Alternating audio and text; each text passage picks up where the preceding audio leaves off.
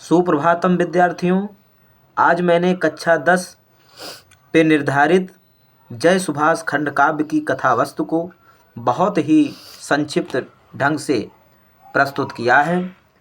आशा है आप सभी को इसमें आसानी और सुलभता प्राप्त होगी।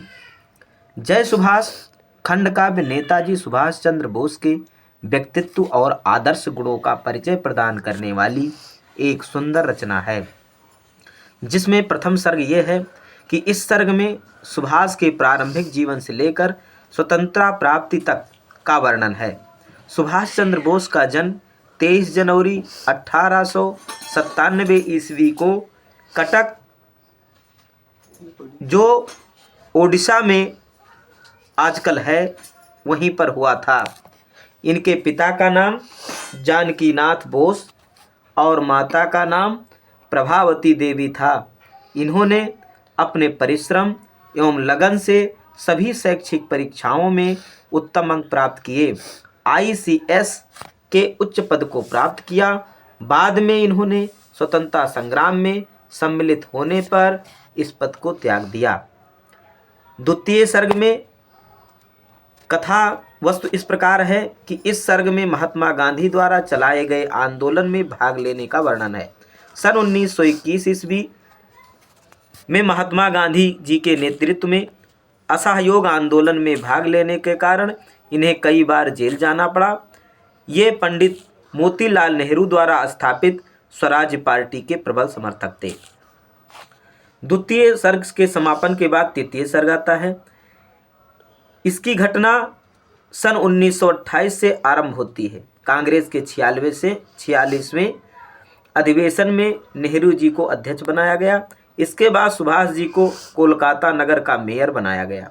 ओजस्वी भाषण देने के कारण अंग्रेजों ने इन्हें जेल में डाल दिया। वहीं पर इन्होंने द इंडियन स्ट्रगल नामक पुस्तक लिखी। इसी प्रकार से चतुर्थ सर्ग प्रारंभ होता है। इस सर्ग में हीरापुर अधिवेशन से लेकर फॉरवर्ड ब्लॉक की स्थापना तक का वर्णन है। कांग्रेस के 91वें अधिवेशन में इन्हें अध्यक्ष बनाया गया, जिसके कारण पार्टी के पुराने नेताओं में मतभेद हो गया। कांग्रेस पार्टी में विघटन ना हो, इसलिए इन्होंने अध्यक्ष पद को त्याग दिया और फॉरवर्ड ब्लॉक यानी जिसको अग्रगामी दल कहते हैं हिंदी में, इसकी स्थापना की।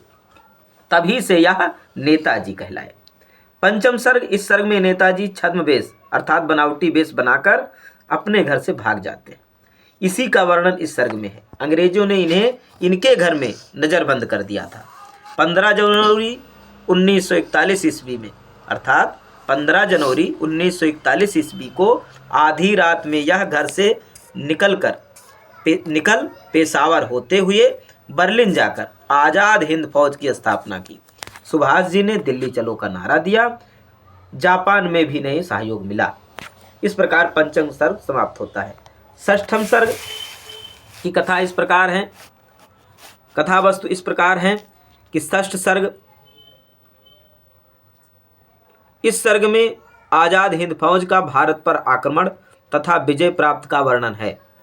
सुभाष जी ने आज़ाद हिंद फौज के वीरों को दिल्ली चलो और जय हिंद के नारे दिए। सुभाष जी ने युवकों का आह्वान किया और कहा, तुम मुझे खून दो, मैं तुम्हें आज़ादी दूंगा।